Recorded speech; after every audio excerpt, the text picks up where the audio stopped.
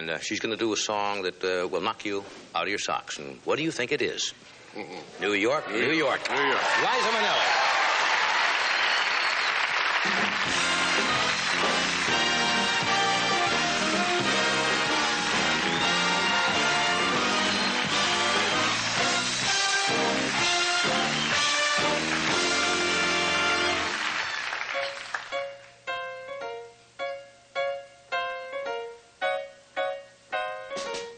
Start spreading the news.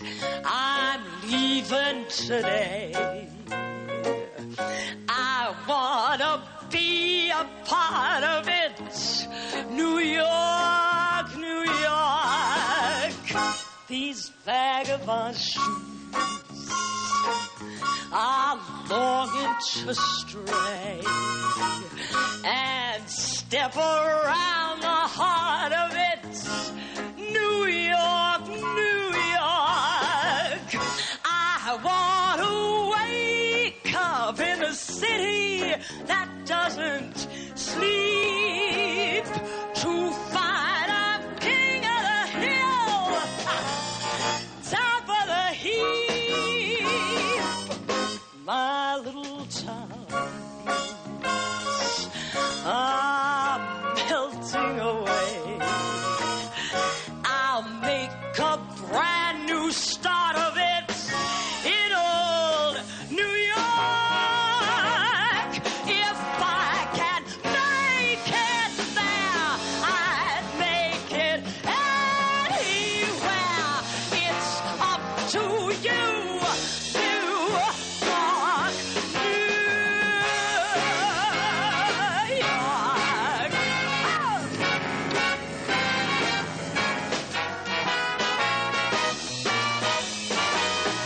New York, New York. I want to wake up in the city that doesn't sleep, to find I'm king of the hill, head of the list, cream of the crop at the top of the heap. My little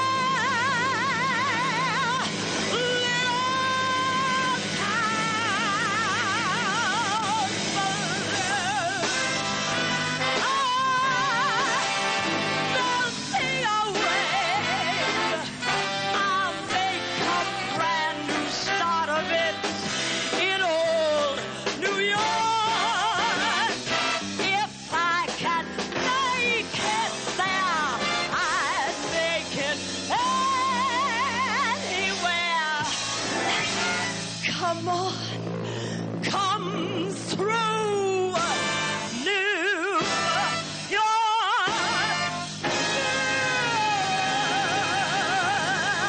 New York.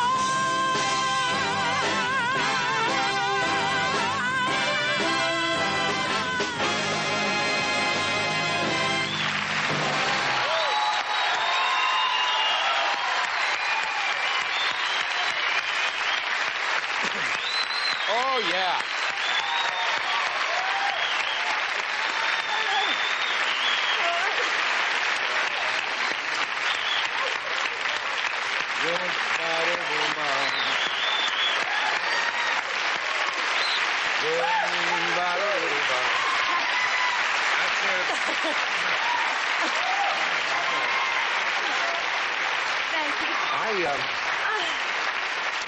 I don't know. I liked it. Just tore the top off the place there. That's gorgeous. Thank you, You do Judge. beautifully. Great arrangement. Take a Thank breath. you. We'll take a break. We're coming right back.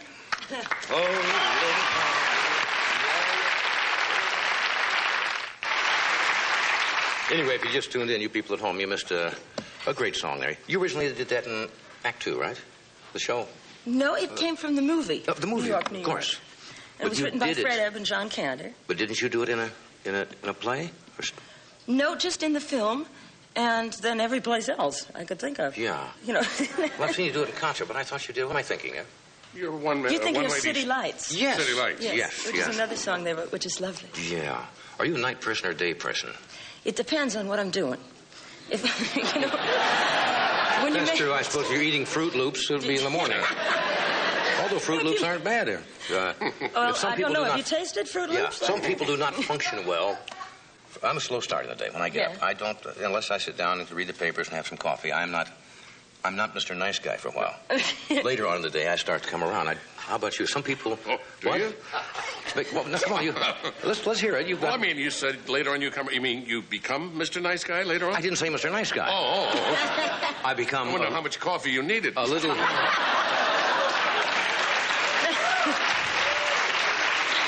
No, you know what it is? I think, if I'm making a movie... Right.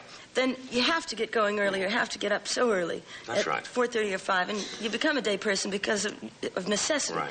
But when you're working in concert or in clubs or something, you have to sleep later because you have to work later. Right. So you just have to keep adjusting. I never thought that people who make movies get up at an ungodly hour. Oh, please. With the makeup and the wardrobe and so forth. Oh, it's so unglamorous.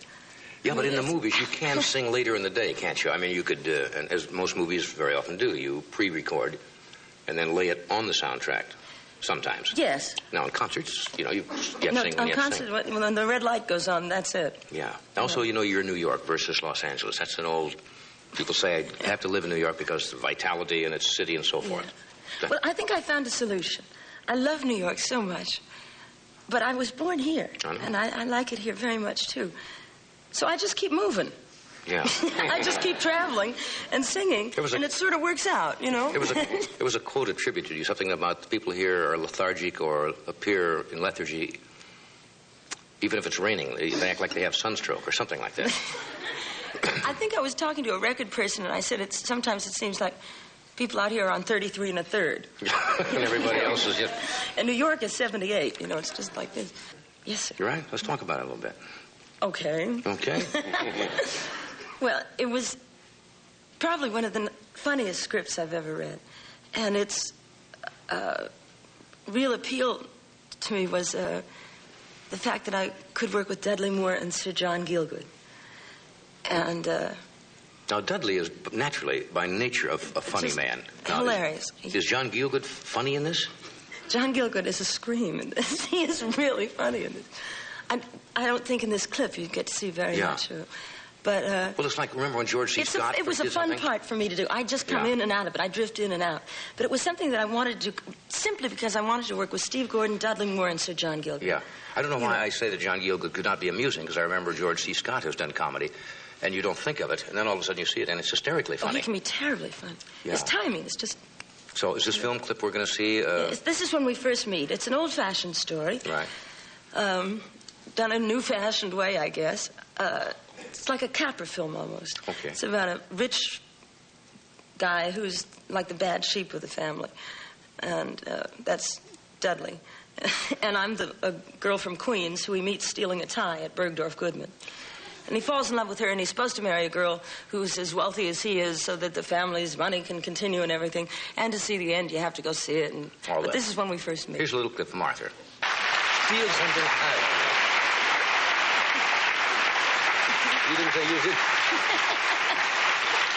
You didn't think Gielgud was funny in that. Lines like that coming out of him are funny. Oh, they're marvelous. Steal something casual. Steal something casual.